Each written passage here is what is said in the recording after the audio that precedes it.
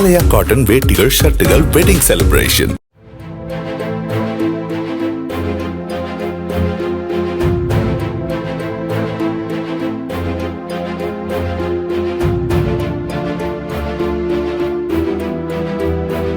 மதுரை மாவட்டம் உசிலம்பட்டி அருகே அடையாளம் தெரியாத வாகனம் மோதியதில் 10ஆம் வகுப்பு மாணவர் உயிரிழந்தார்.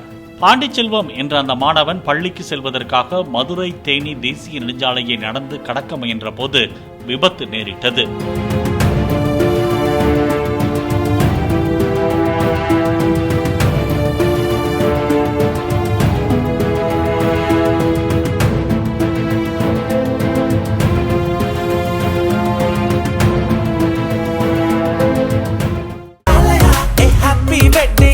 ஆலயா காட்டன் வேட்டிகள் ஷர்ட்டுகள் வெட்டிங் செலிப்ரேஷன்.